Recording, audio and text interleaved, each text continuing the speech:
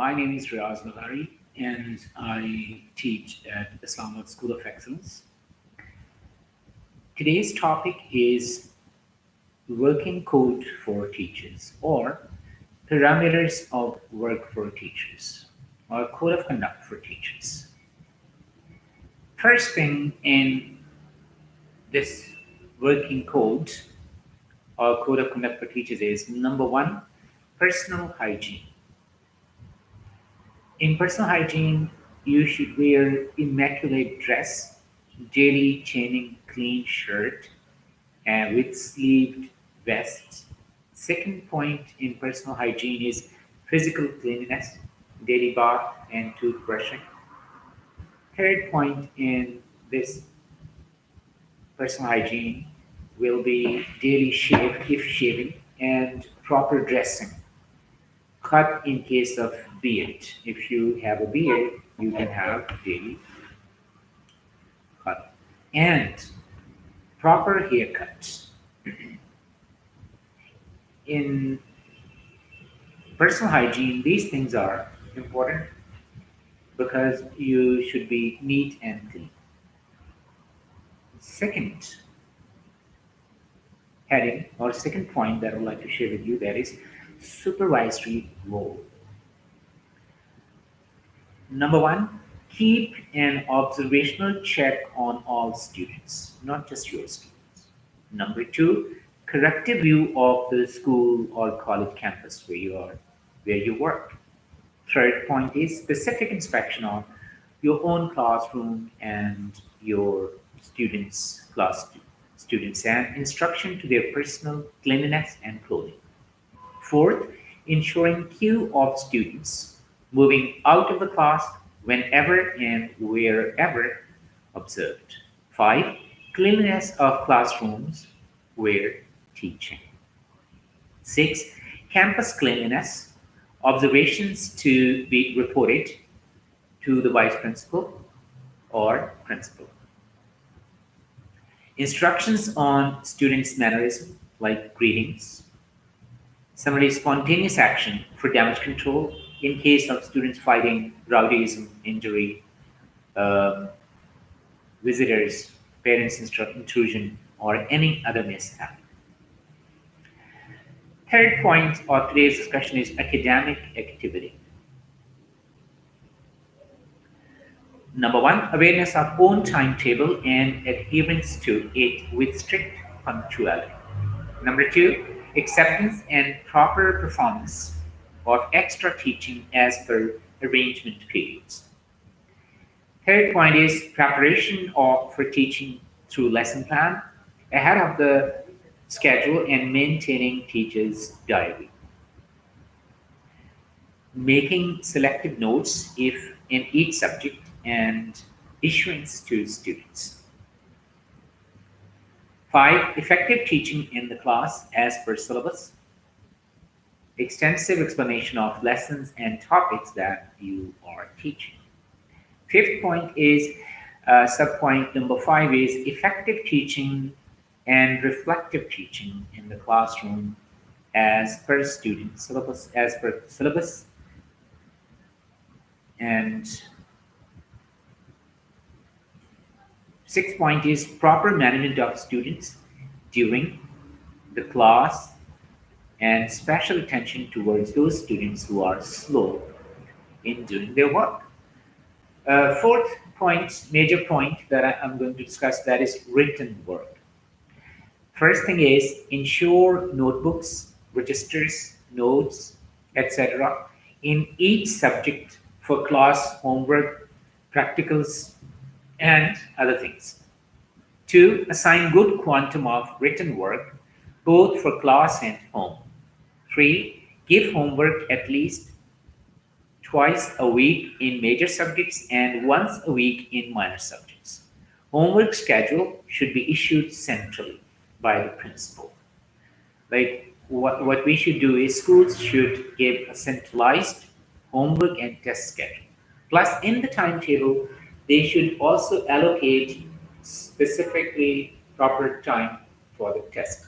That should be calculated, and the marks for the test should be decided during They're meeting with the teachers for different subjects. Like for core subjects, the mark should be a bit higher and timing should be a bit longer. And for non-core subjects, the test can be short, duration, and it should also be like it can be decided with the helper, but it should be centrally decided. Next, fifth point of today's discussion is schedule for checking homework. This is my personal experience that you have to keep an eye and you have to maintain a strict check on everything that goes on in the campus. First, collection of written assignments. Next day from the assignment. Like today you have given assignment, tomorrow you must collect it. You should not forget about it. Keep a diary. Teachers should keep diaries and they should take notes so that they don't forget. Number two, checking by teacher. One day after collection, it must be checked by the teacher. Number three, counter checking by coordinators, vice principal, and principal, same day. Returning to the students 3 days after the first collection. Maintain proper record of homework. Indicate defaulter students for info of coordinator, vice principal, or principal. Sixth point is student management. Maintain a file or notebook on the academic performance and behavior of your students. And all your students, class-wise, specify a page for each student. And I think it's a very good idea if you have a file for every student, separate file. Give counseling or tongue lashing on minor matters. Major incidents of indiscipline or educational weakness must be reported to the school or college administration wherever you are working. And be fully prepared to discuss academic performance and general behavior of each and every student of your class with the administration or parents concerned. You should be fully prepared. Don't give just general statements that he or she is a good child. Specifically, qualities of the student, weaknesses, strengths in subjects, in class, in co-curricular activities, in like everything. You should be ready. If there's a proper file and you keep and maintain record every day, it'll be easy for you. Otherwise, it'll be difficult. Seventh point is today's discussion is motivation. Lead the student by setting personal example in dress, punctuality, and knowledge. Be enlightened and forward-looking in your overall approach and interaction. Be proactive. Begin with the end in mind. Put first things first. Seek first to understand, then to be understood. Synergize. Always believe I can and I will. Develop scientific attitude among your students. Give a humane outlook.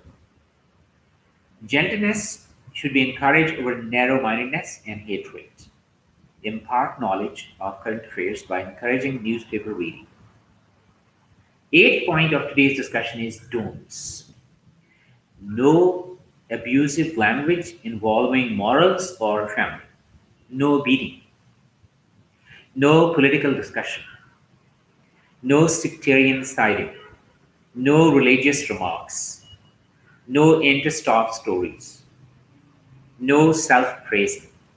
No favor seeking from parents. No direct communication with parents. No discrimination. No favorites or informers to be made in the class. Then another important point is your first day at school or college. On first day, get to school or college early, a bit early, don't be late. You should be well in time. I think it's better if you come preschool or college a bit early. Number two, introduce yourself to your students. Similarly, have students introduce themselves to one another, or class, or you, the teacher. Icebreaker activities. How to break the silence. It should be very interesting, informative, and students should really be impressed by you, and they should start to develop a feeling of likeness for you. Establish expectations. First impression is very important. So create a very good impression on the mind of your students. No new academic work. Do review activities. Administrative Have students help attendance monitors, CRs, prefects, proctors, plus tell them the class rules or make class rules with the help of your students. They should make the class rules. Make teach signal for attention and practice them, guide them, instruct them. Make contact with each and every student. Try to know about them and let them know you as well. Teach some study skills that will help them survive in your class. Establish class routines, student input, washroom, water, and other such things. Establish class routines and teach them how to follow certain routines, how to come in, line up, where to hang out, similarly, where to place different things, read to students, and gather the writing. Some. Pair work. Think, pair, and share. Select the class representatives, subject leaders, explain their working, make sure your students are aware of their responsibilities, give the class timetable, homework schedule, test schedule, academic calendars, class rules. Write, recite the class rules as needed, and make the students understand their values. Collect the students' files if any. If not, make the files. Make them understand the exam, late coming, uniform, language default policy, and other such things. Thank you very much. Wish you best of luck.